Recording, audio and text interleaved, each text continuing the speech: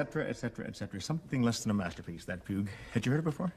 Never. Would you be willing to hear any more of it? There's quite a bit more where that came from. I hope I can be excused, but I think I could do without it. Really, I think it has great charm. Charm out of all proportion to its craft, actually. Yeah, but to me it sounds more like a fugue by Handel, perhaps, than by Bach. Oh, well, that's quite true. All those very self-confident triads.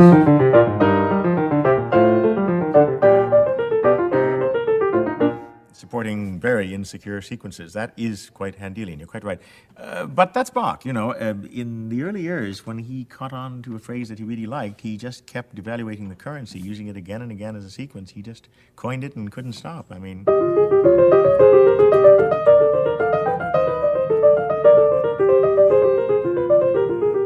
I suspect, to be honest, that fond as I am of it, and I really am, that had it not been for the fact that we see him writing a rather special subject... B-A-C-H. Well, yeah, German-speaking keyboards say B-A-C-H. Our local variety says B-flat A, C, B natural, which spoils the fun. But had it not been for the fact that on German-speaking keyboard you can make him write a fugue subject on his own name, I think this piece might well have languished in more obscurity than it's found already. But having said that, I still think it is a very, very charming piece, and a lot better than some of the other early fugues that he wrote, in fact. Are you thinking of the fugues from the toccatas, for instance? The toccatas and some of the early organ works too, where he gets involved in exactly the same kind of sequential hang-ups that he does here. You know, it's not... We have this happy idea that because Bach turned out, arguably, to be the greatest craftsman of all time, that he started out that way, that he produced masterpieces in his playpen, and he did not. He was not even a very fast starter as a fugue writer, you know. What he had, right from the earliest days, it seems, was the ability to write music of incredible intensity and pathos, the kind of recitatives that you get in the toccatas.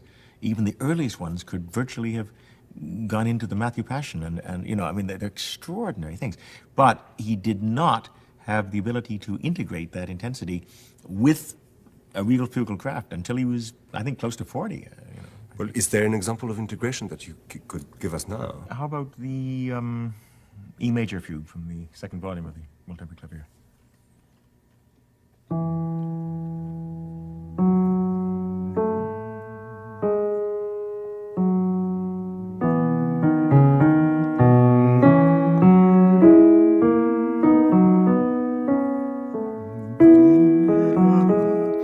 You know, it isn't exactly the world's most original thought, but what a choral piece this would have made.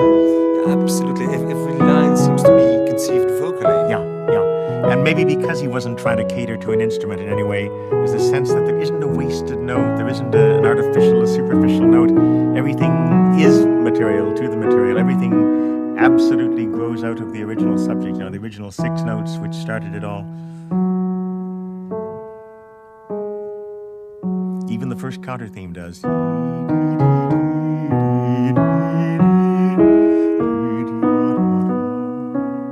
Because that counter theme is just a transposition of the subject to with a little bit of ornamentation. And then after he gets through the exposition, what I just played, the exposition where every voice has its say once, he starts into the first of those wonderfully compact, convoluted, in the best sense of the word, stretto overlaps.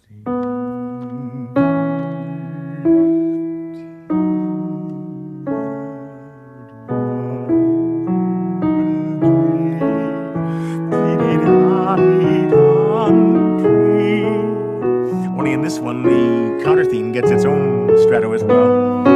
So that the two ideas seem to develop in tandem. Exactly. And in tandem or otherwise, they move, well, one can't say they modulate together. They sort of bump into the submedian key, C-sharp minor, thusly.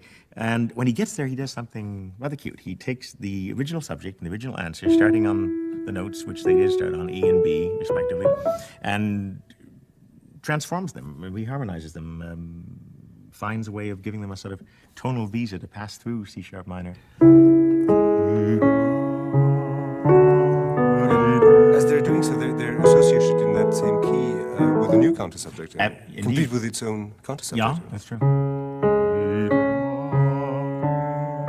Well, I said yes, that's true, and that's not quite true, because in a way, what this is a kind of wild permutation of the very first motive with which, in the second bar, he accompanies the answer.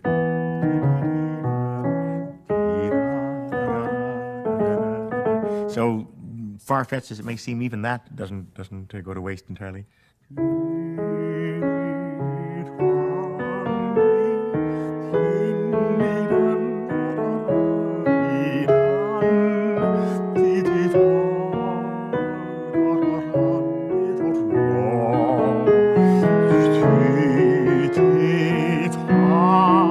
Then they leave the orbit of C sharp minor, if they were ever in fact in it, and move to the same extent that they were in C sharp toward F sharp minor.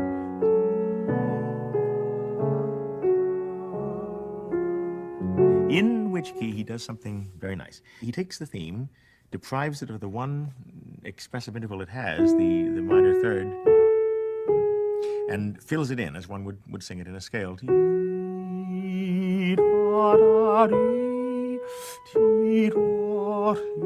Then makes the alto comment on that, also sort of filling in the pattern.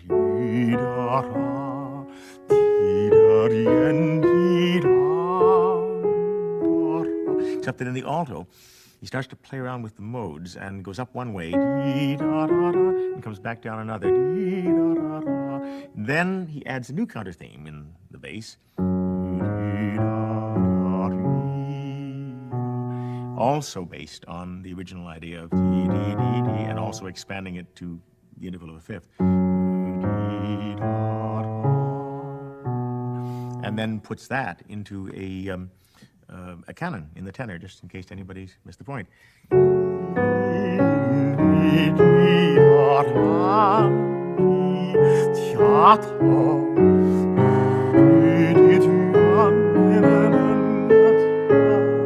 Then they leave F sharp minor by the same submedian route by C sharp minor exit. Then you get another one of those glorious stretto occasions, as in the second sentence of the piece. Then he does something very, very interesting. After that stretto, for the first time, he introduces 6 diatonic notes in a row, which doesn't seem like doing anything very special. But up till then, every motive that he's used has either been delineated by a fourth, as in, or on a fifth, as in the case of the counter subjects. He suddenly adds 6 notes successively.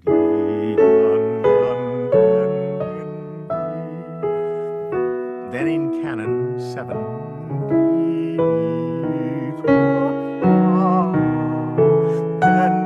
as though to sort of celebrate the ending, which seems to be close by. Except it isn't that close. He's going to back off once more, and he backs into the submedian key, which he hasn't visited before, G sharp minor.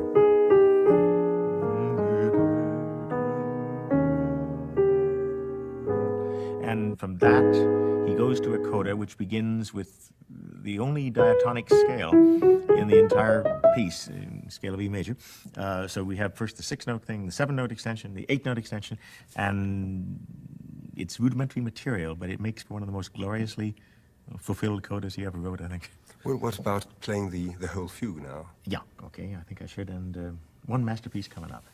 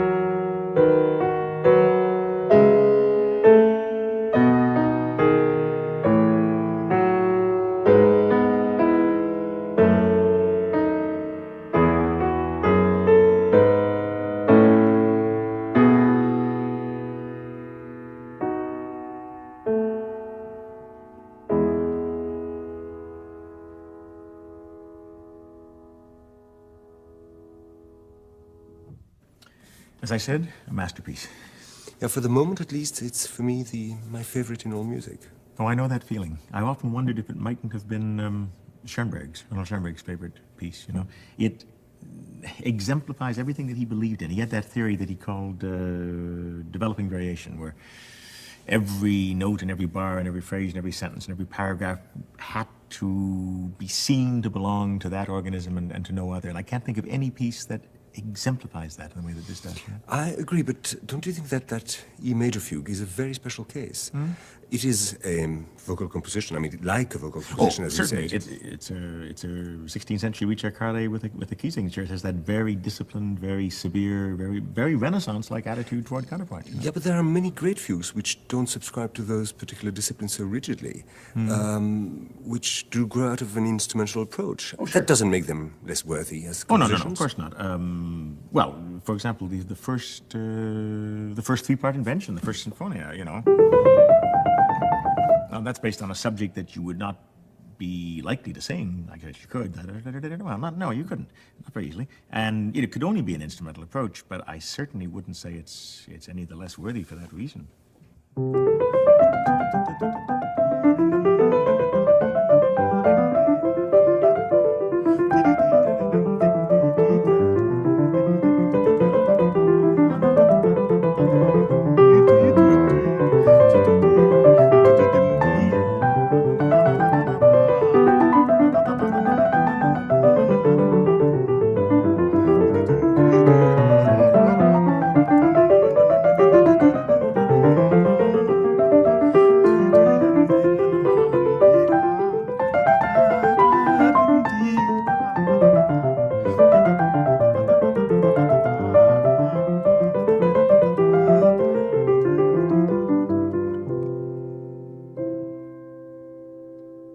You know, in its own way, that little symphony is every bit as concentrated as the E major fugue. It certainly is. Yeah. Of course, the fugue really was a combination of Renaissance ideas about imitation and voice leading and so on, the kind of ideas that were in that E major fugue, and of Baroque ideas of key order and key relationship, about the uses of the diatonic scale and the pecking order of its chords and so on. Well, the kind of harmonic patterns that made that symphony hold together. Yeah, exactly. All of the imitative devices that we know in fugue, like canon and inversion and augmentation and diminution, all that sort of thing. All of the mathematical processes were in place in the Renaissance, you know, and all were used with great sophistication in the 16th century, really. But the fugue, in order to be independent, in order to stand on its own feet, needed something else. And I think that something else was tonality. It really is a celebration of the tonal system, of the peculiar stresses and strains and pulls and pushes and magnetic attractions of one chord for another.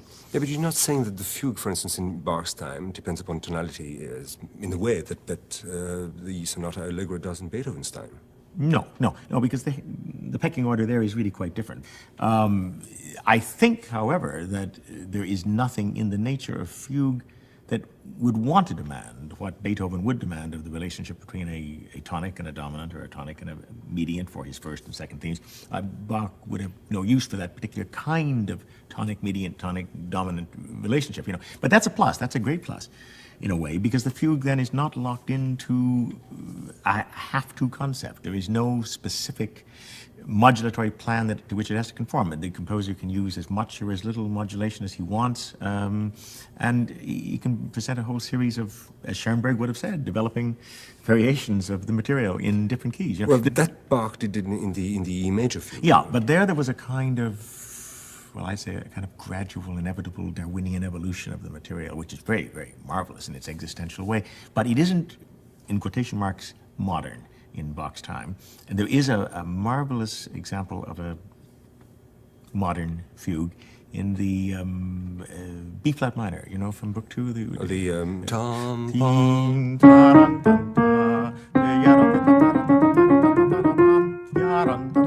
you know, that piece is of a totally different order than the E major. The theme appears as we sung it, more or less. And then at the end of the exposition, in canon for the first time,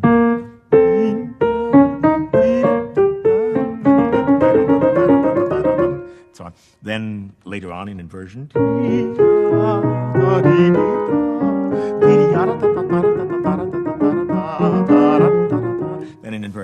and so on. And every time he changes the process, every time he looks at it from a different angle, he positions it in a different key to show that angle, even though the first statements of those processes may very well be the tonic.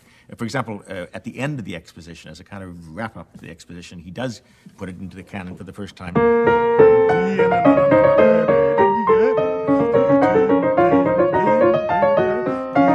Then he modulates very subtly, modulates to the mediant and produces this absolutely enchanted version in canon.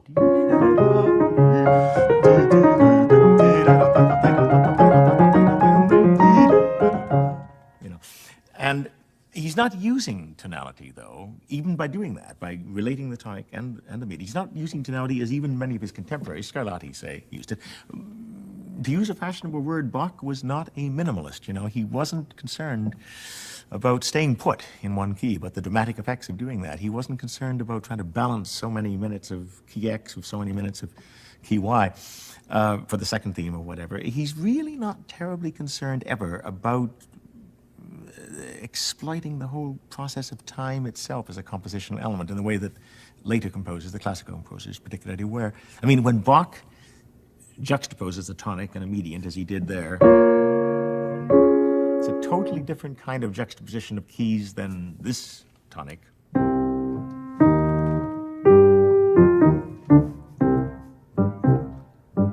Juxtaposed with this mediant.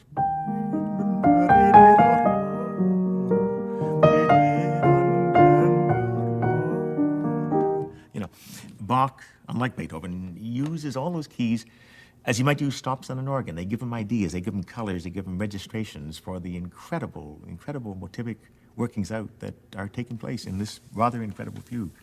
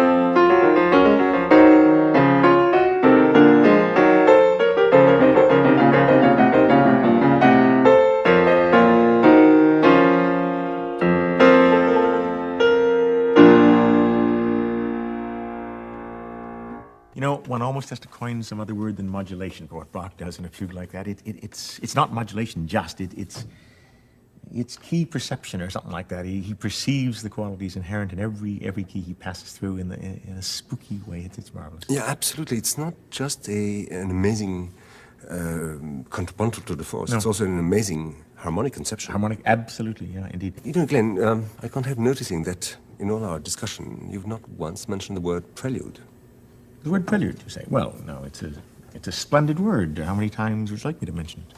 Well, if you're talking about the well-tempered clavier, what about just as many times as the word fugue? Well, I tell you, I personally think that a lot of the fugues in the well-tempered clavier are better off without their attending preludes and vice versa. Oh, come on, that really is well, there's no accounting for taste, Bruno. I do, though. I think that there are great preludes. There are fantastic pieces there. I didn't mean that to sound patronizing. They're incredible preludes, marvelous preludes. But they very often, especially the good ones, the really good ones are the ones that bother me the most, because very often they don't match their fugues. And I can't give you any better example of that than the prelude that prefaces that incredible E major thing that we talked about before, you know, in front of a magnificent neo-Renaissance edifice. What does he put? He puts a gentle, lovely, charming, rococo, bewigged 18th century trio sonata. It makes no sense.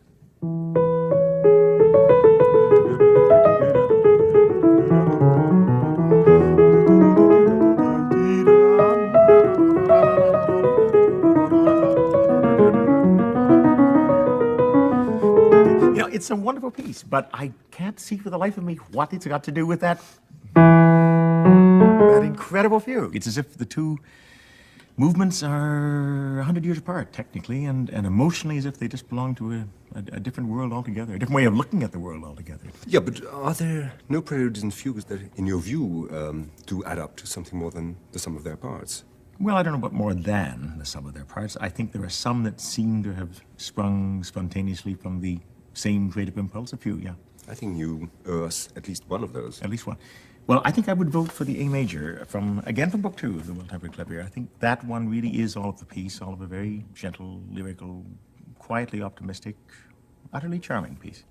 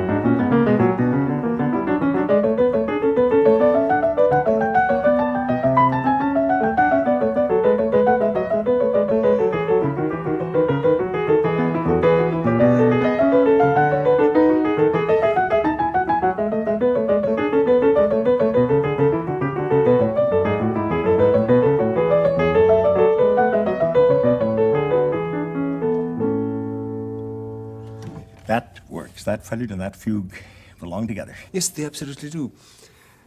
Glenn, what is it that gave the fugue such a major role in Bach's creative life? And what is it with that matter that keeps it going, or kept it going, to the point that one gets polytonal fugues, atonal fugues, 12-tone fugues, and even fugues at the end of symphonies for most romantic composers? Sure. Great choruses. I mean, what is it that accounts for that continuing fascination for the fugue? Well, I suppose there are many reasons, really. I think perhaps there is one that is predominant and that is really very difficult to define. I think it has something to do with a very special need that certain types of artists exhibit, need to prove that what they do is valid, that it's not achieved by random selection, that every moment flows logically from the moment before it to the moment after. It's not confined to musicians, that need, but maybe because music itself is so unprovable, so improbable, you know, one might almost say, musicians somehow seem to exhibit it more prominently than some other types of artists. It's very difficult at times with certain kinds of music, particularly, to say why something strikes one as appropriate or inappropriate.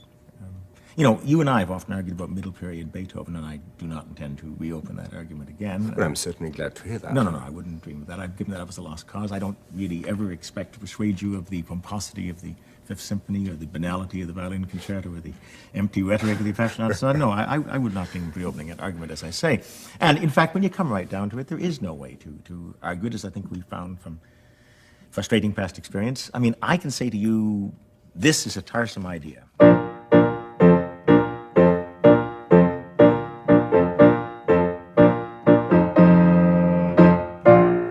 I would say to you right away, I mean, in the context, this is a marvelous idea. In the context, you see, you would have to say that. I'm sure you would. But notwithstanding our argument, Beethoven, as we all know, had a very special temperament. Because in those middle years, when he wrote that junk, he had absolute confidence that what he did was valid, just because he did it.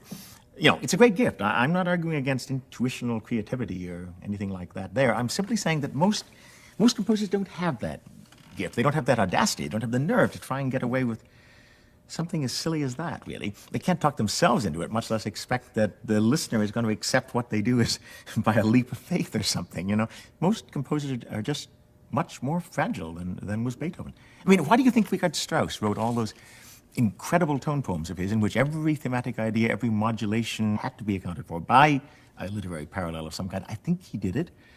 I think he erected all those programmatic scaffolds to convince himself, really, that everything he did had an architectural reason, that there was nothing that was improvisatory in terms of the structure, that everything belonged. And he did it so well as you can take down those scaffoldings, you can play until Eulenspiegel for a child who's never even heard the term program music and get a very positive and purely musical reaction, you know, which is the way it should be. Well, I think in a funny way, contrapuntal forms, fugues and canons and so on are like that. You know, either a canon works or it does not work. Either it fulfills the particular thou shalts and thou shalt nots of the canon form, or it doesn't do that. And in the same way, the fugue is a process which is about process, really. It concentrates on process, and one is not likely in a fugue to be seduced by the momentary attraction or distraction of a particular idea. I mean, you can say to me, I think that the ninth fugue from the Art of Fugue is a rather intrusive and virtuosic subject.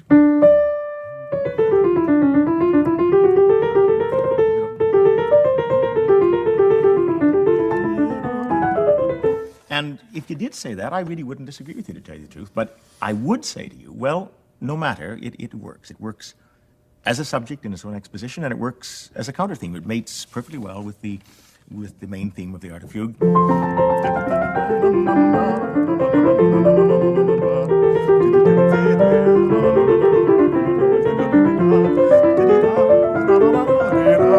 So, in a way that we will never be able to find agreement about the second theme of Beethoven's Emperor Concerto, we could say, well, okay, it's a theme of no distinction whatsoever, but it does have an ongoing relationship with the totality of this particular structure, with the totality of the Art of Fugue, you know? Well, you're mentioning the Art of Fugue, of which you're going to play 3 fugues in a moment. Yes, the 2nd, the 4th, and the 15th. Do you share the general view that this is the culmination of all Bach's fugue writing? Yes, I do, but not specifically because of its scope and scale and technical wizardry and all that sort of thing. Not just because one theme generates 15 fugues and 4 canons, amazing as that is. There are moments in the Art of Fugue that are much more valuable than its virtuosity, I think. Moments that, for me, absolutely surpass everything else that Bach wrote. I really can't think of any music that moved me more deeply than that last fugue, you know. The unfinished The one. unfinished fugue, and not just because of all the emotional associations that we inevitably bring to it, not just because we know that he died, leaving it incomplete, leaving it literally in the middle of a bar, already enormously long as it was. It really is because that final fugue has a sense of peace, a devotional quality that I think even for Bach is really overwhelming. The interesting thing about that final fugue, and to some extent about all of the Art of Fugue, is that in it he literally turns his back on every tendency abroad in the musical world of his time. Well, by the time he wrote it, fugues were very unpopular. Oh, well, hugely unpopular, and fugal adventures of this size and tenacity were simply unheard of. They had no place at all in the 18th century scheme of things. Fugues were out and minuets were in, I guess. But more than that, Bach actually, I think, quite deliberately changes his harmonic style in this work. There is nothing in the Art of Fugue remotely like the clear-cut modulations of that B-flat minor fugue, for example, or the E major fugue that we talked about a few moments ago, or almost any of the earlier fugues, really. Instead, he reaches back at least 100 years and borrows a type of counterpoint and a concept of key association from the North German and the Flemish composers of the early Baroque, this kind of texture.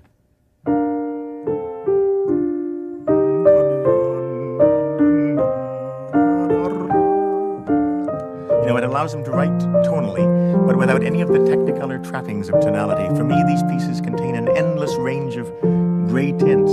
I mean that as a compliment, because I love gray. Schweitzer, as a matter of fact, had some marvelous things to say. He said it was a still and serious world, deserted and rigid, and without color, and without light, and without motion, and so on. He was talking about the first fugue, I think, specifically, but that pretty well sums up my feeling about the last one, too, I must say. But the other side of the coin is that Bach introduces into the Art of Fugue a degree of chromaticism that in many respects reaches out, I think, at least until the time of Wagner, at least for 100 years beyond his own time. There's nothing remotely like it in between, really. And it's very similar to Wagnerian and post-Wagnerian chromaticism in that it constantly reaches farther and farther and farther. It never modulates in the conventional sense. It never comes to rest in any one key, you know, but it leaves this extraordinary impression of an infinitely expanding universe.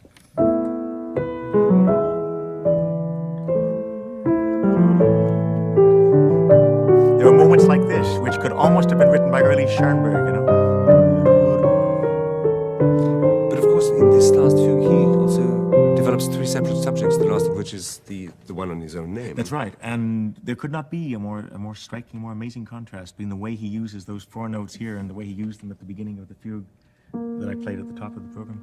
I mean, here, all of the extroversion, all of the superfluous excitement is gone, you know. He's literally signing his name to what he obviously knew would be the work that summed up his life. And since that life was one in which he moved farther and farther outside of the orbit of expectations that the world thrust upon him, in all of his work, even in those moments of great vigor and great energy and so on, he manages to telescope that incredible journey in really the most extraordinary way.